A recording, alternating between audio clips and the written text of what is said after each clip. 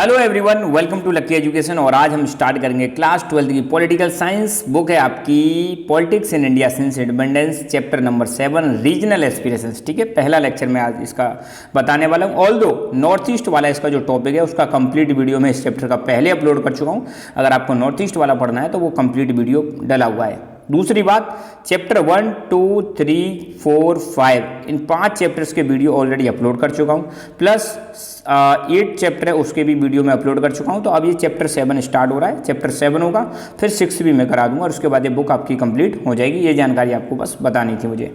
तो पहला ही टॉपिक हम देखने वाले हैं, इंट्रोडक्शन देखेंगे रीजनल एस्पिरेशंस के बारे में, क्या मतलब है इसका, फिर इंडियन अप्रोच क्या रही और कहाँ कहाँ पर इंडिया में टेंशन है, वो बस आज हम इंट्रोडक्शन देखने वाले हैं। इसके बाद तो सारी चीज़ें इन डेप्थ डिस्कस की गई हैं पूरी बुक में। सबसे पहले इंट्रोडक्शन, ठीक है। किसके बारे में इंट्रोडक्शन है ये? रीजनल एस्पिरेशंस के बारे में। अब देखो रीजनल एस्पिरेशन का मतलब क्या है। रीजनल एस्पिरेशन मतलब भारत में अलग अलग आपको देखने को मिलेगा। ये सपोज इंडिया है, अब इंडिया का मैप है, मैप बनाना आपको थोड़ा सा आना चाहिए।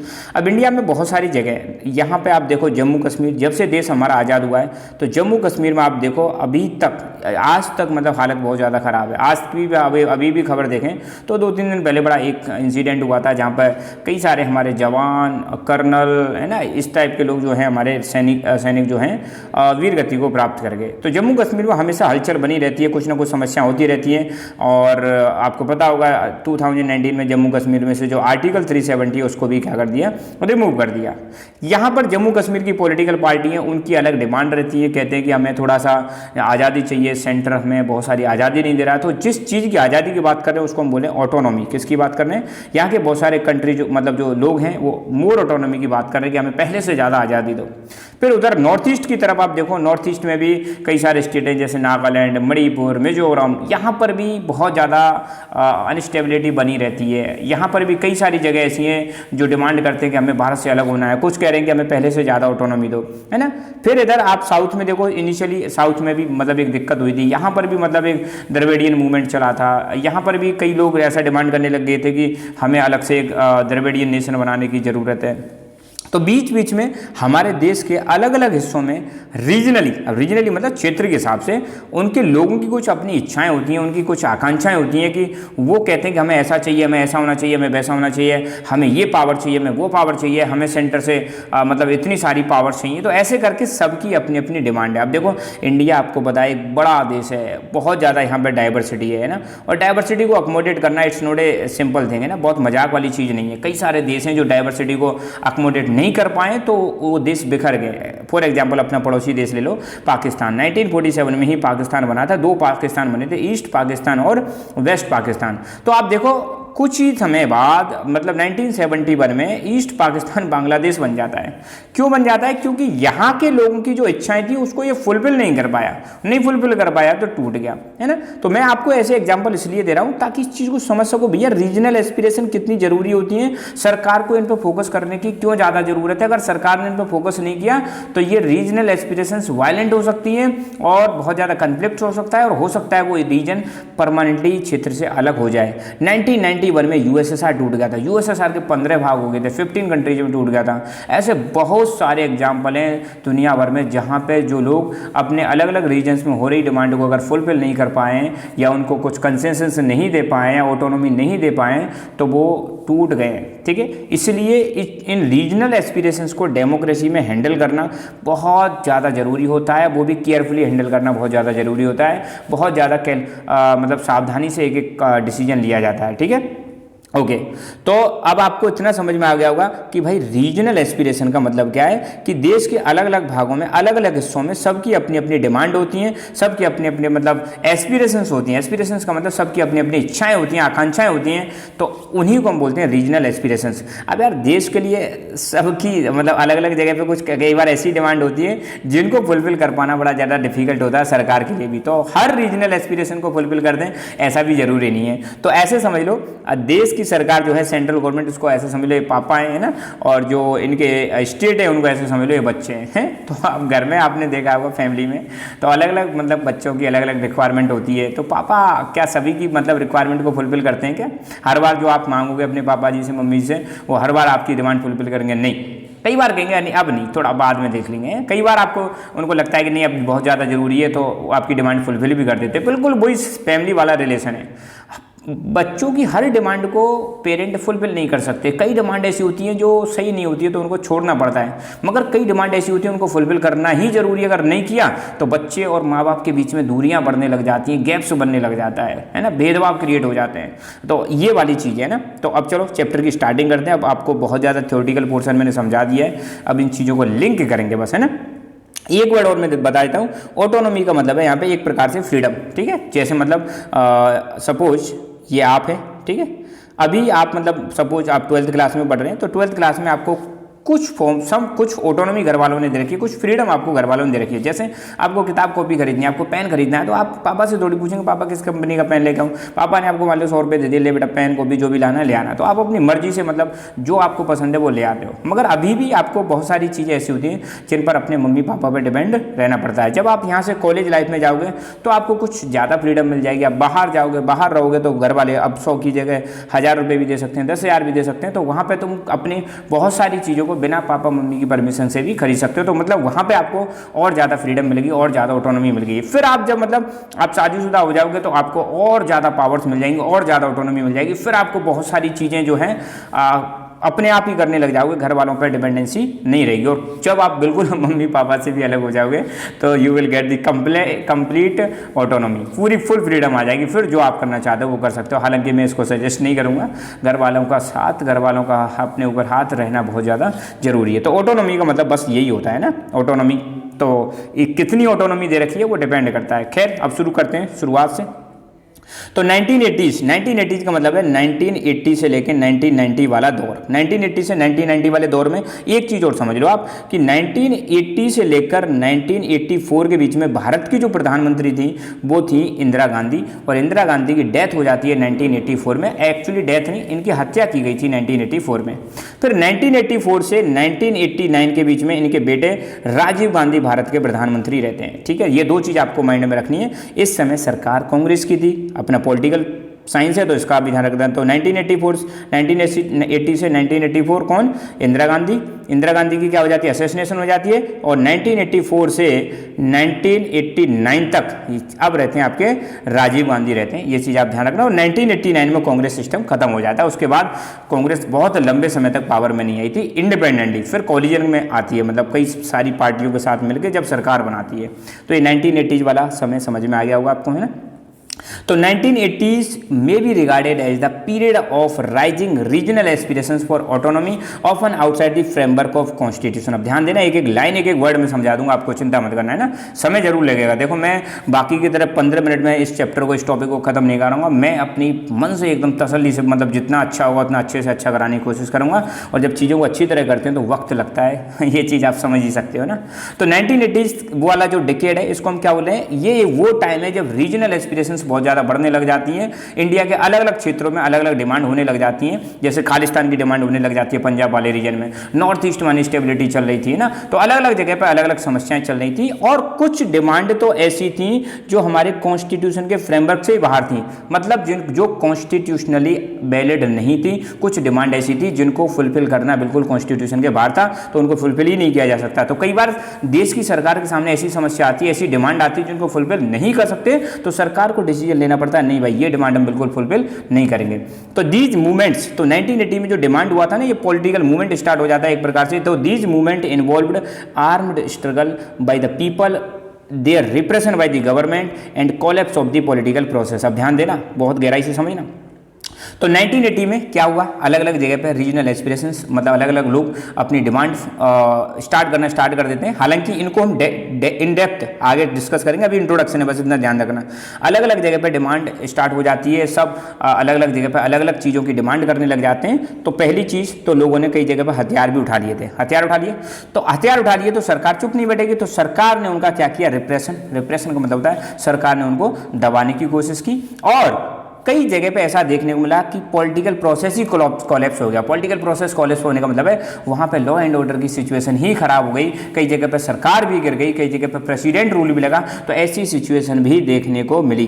These struggles kept going for a long time and finally resolve through negotiation. ये बड़ा इंपॉर्टेंट चीज़ है। तो ऐसे अलग अलग जगह पे जो मतलब ये डिमांड उठ रही थी, ये लंबे समय तक चलती रही और फिर फाइनली इनका सॉल्यूशन क्या निकला, नेगोशिएशन के माध्यम से, बातचीत के माध्यम से। अब देखो आप मतलब प्रोटेस्ट करते रहो तो सॉल्यूशन तो यार जब ही निकलेगा जब आप बैठोगे। तो सरकार के बीच में और जो ग्रुप्स जो आंदोलन कर रहे थे, मूवमेंट कर रहे थे, रीजनल एस्पिरेशंस की डिमांड कर रहे थे, उनके बीच में बातचीत हुई और जब बातचीत हुई तभी इनका सॉल्यूशन निकला। तो बातचीत का जो रास्ता होता है उसको हम बोलते हैं नेगोशिएशन। तो ये चीज़ अपनी पर्सनल लाइफ में भी काम करती है। आप कितना भी लड़ लो, फाइनली जो लड़ाई कब खत्म होगी, जब आप बैठोगे बातचीत करोगे तभी चीज़ें सॉल्व होती हैं। तो बात करने से ही बात बनती है। तो ये हो गया आपका इंट्रोडक्शन। क्या हो गया? अब वही चीज़ आएगी, अब आपको बिल्कुल दिक्कत नहीं आने वाली है। भारत की सरकार ने क्या अप्रोच ली। अब देखो अलग अलग जगह पे अलग अलग रीजनल एस्पिरेशंस निकल के आ रही हैं। तो सरकार ने क्या डिसीजन लिया, तो सरकार क्या करेगी। तो सरकार देखो मोस्टली सरकार इसी चीज़ का इस्तेमाल करती है, नेगोशिएट करने की कोशिश करती है, बातचीत करने की कोशिश करती है। ये सरकार का मतलब वो रहता है। तो सरकार देखो the basic principle of Indian approach was to maintain unity and diversity. देखो अब हमारा सिस्टम यूरोपियन सिस्टम की तरह तो है नहीं।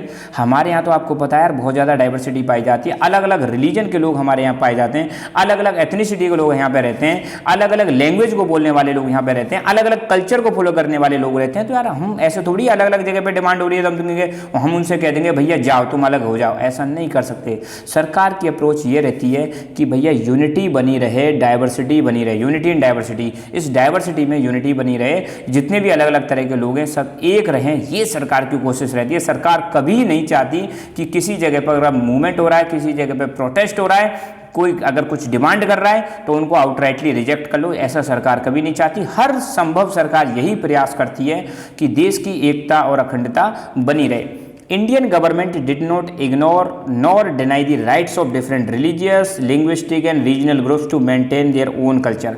अब देखो हमारे भारत देश में अभी बताया था डाइवर्सिटी बहुत ज़्यादा है, तो अलग अलग रिलीजन्स, अलग अलग लैंग्वेज को बोलने वाले अलग अलग रीजनल ग्रुप्स ने अलग अलग डिमांड की।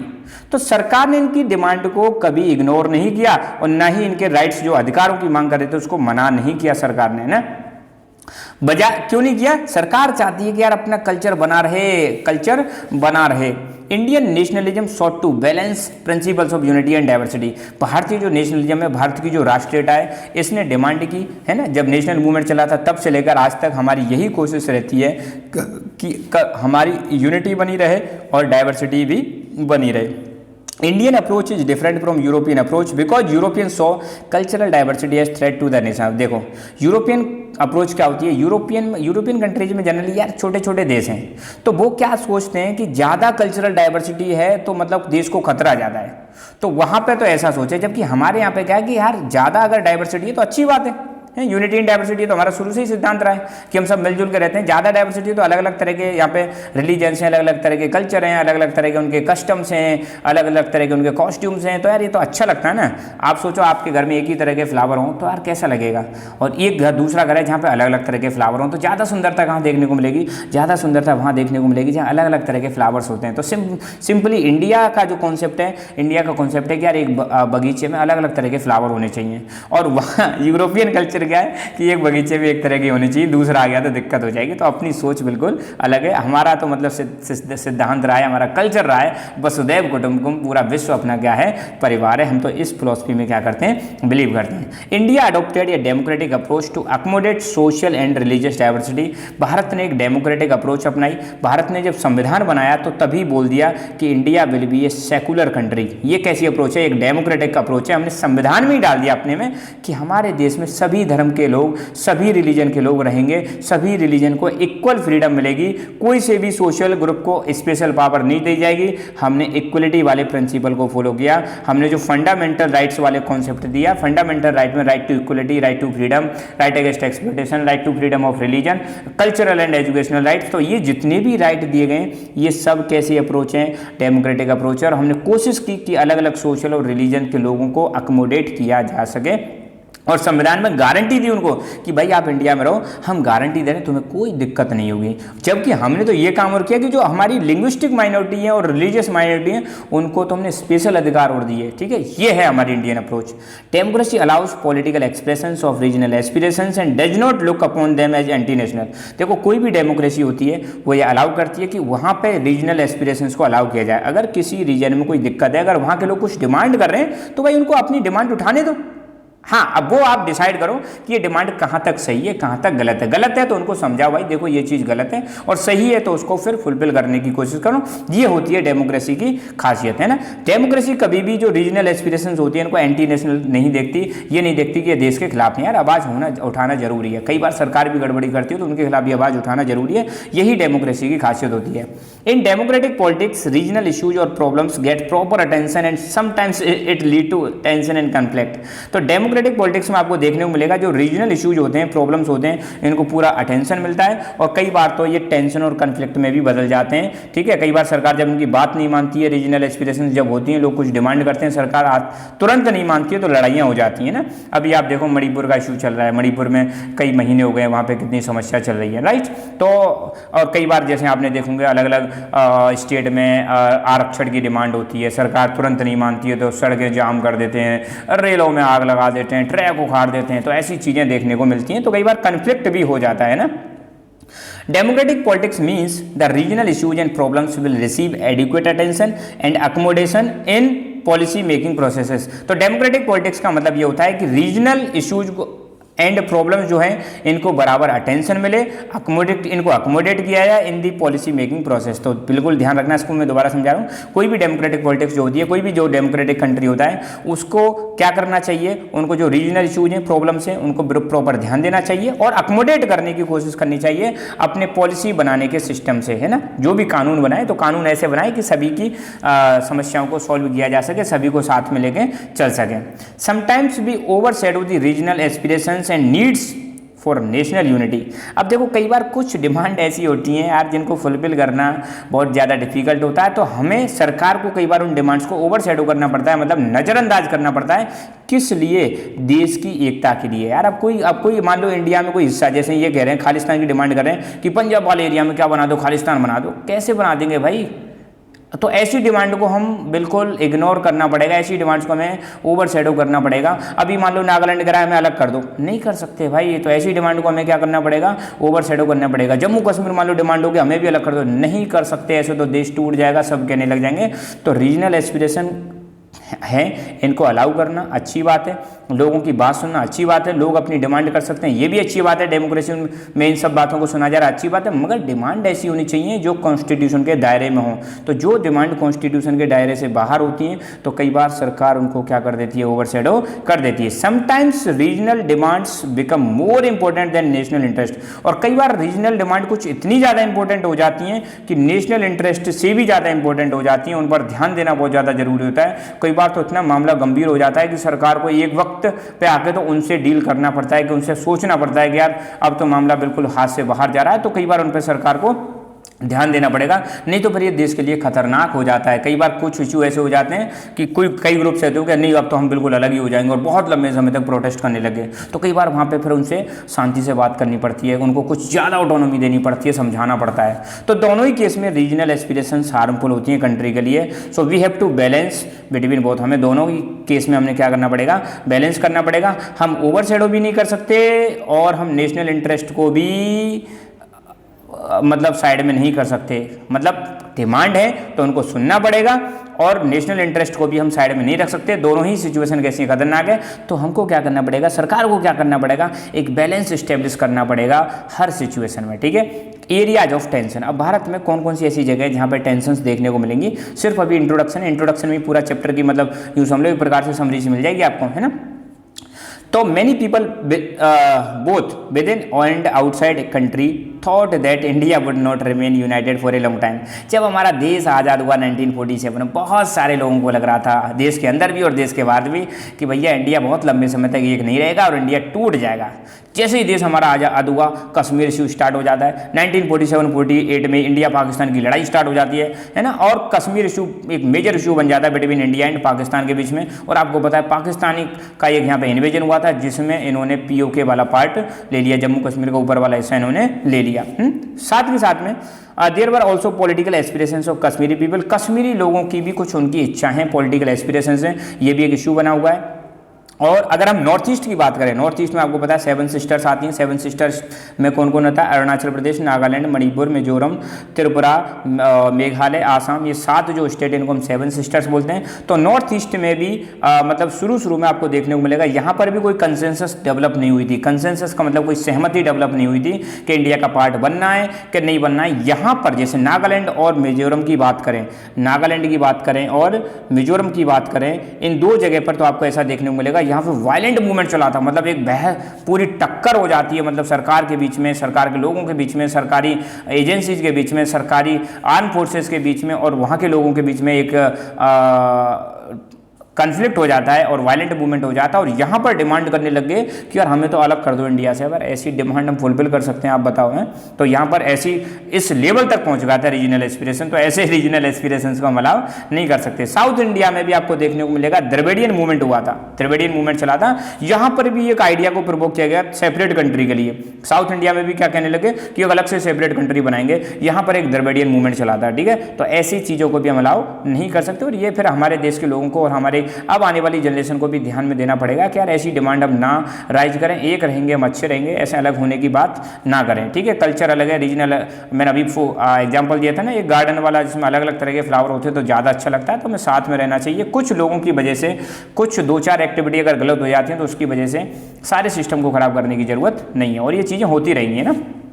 तो there are many states where people started many movement for the formation of linguistic state. कई सारे स्टेट ऐसे हैं जहां पर लैंग्वेज को लेकर, लैंग्वेज के आधार पर स्टेट बनाने की बात की गई थी। जैसे आंध्र प्रदेश लैंग्वेज के आधार पर बना था मद्रास में से, है ना। मद्रास में से तमिल बोलने वालों के लिए तमिलनाडु बन गया था और तेलुगु बोलने वाले के लिए आंध्र प्रदेश बन गया था। ऐसे ही पंजाब में भी आपको देखने को मिलेगा, इसमें से कई सारे स्टेट बन जाते हैं। पंजाब में से आपको पता है पंजाबी बोलने वालों के लिए अलग से पंजाब बन जाता है और हिंदी बोलने वालों के लिए हरियाणा बन जाता है ना। तो ये रही आपकी इंट्रोडक्शन। तो इस वीडियो में हमने इंट्रोडक्शन जानने की कोशिश की। अब जो वीडियो आएंगे, जम्मू कश्मीर का अलग वीडियो आएगा, पंजाब का अलग वीडियो आएगा, नॉर्थ ईस्ट का मैं करा चुका हूं, ठीक है। तो ऐसे करके ये जो 3 बड़े बड़े टॉपिक है इनको हम अलग अलग एक एक करके हम डील करेंगे सेपरेटली, ठीक है। तो मिलते हैं अगले लेक्चर में। तब तक के लिए खुश रहो, मुस्कुराते रहो। जय हिंद और जय भारत।